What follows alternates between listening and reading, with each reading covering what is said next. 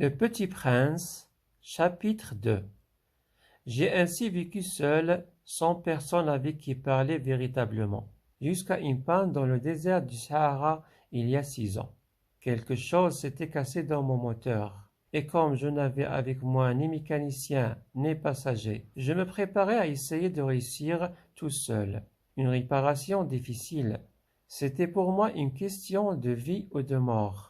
J'avais à peine de l'eau à boire pour 8 jours.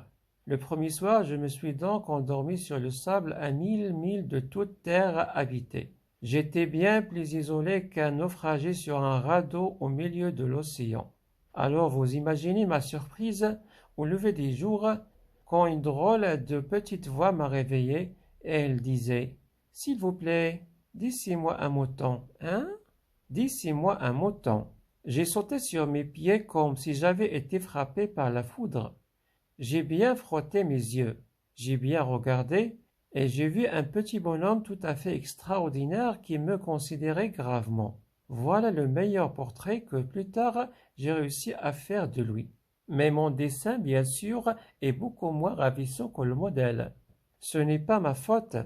J'avais été découragé dans ma carrière de peintre par les grandes personnes à l'âge de 6 ans.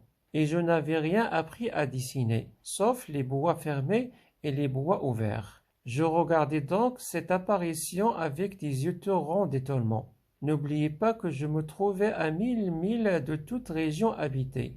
Or, mon petit bonhomme ne me semblait ni égaré, ni mort de fatigue, ni mort de faim, ni mort de soif, ni mort de peur. Il n'avait en rien à l'apparence d'un enfant perdu au milieu du désert, à 1000 milles de toute région habitée. Quand je réussis enfin à parler, je lui dis « Mais qu'est-ce que tu fais là ?»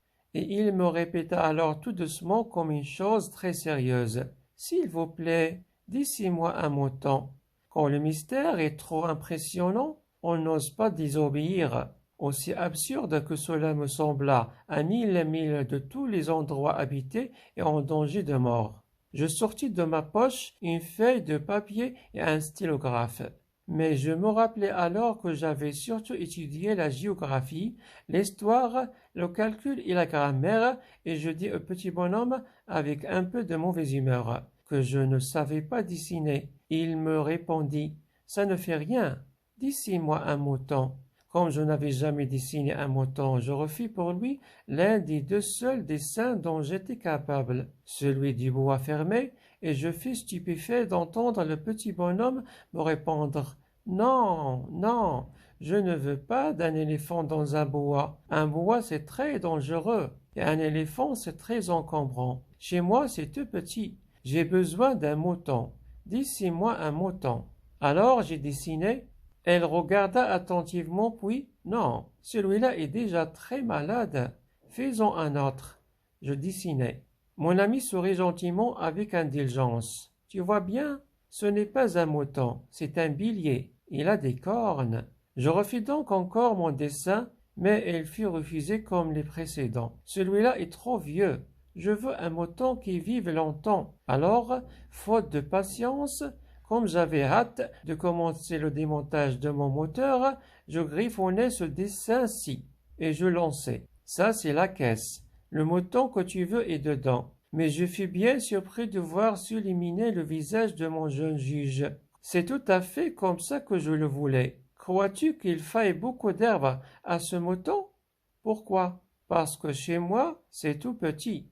Ça suffira sûrement. Je t'ai donné un tout petit mouton. Il pencha la tête vers le dessin, pas si petit que ça. Tiens, c'est endormi. Et c'est ainsi que je fis la connaissance du petit prince. Voilà le meilleur portrait que plus tard j'ai réussi à faire de lui.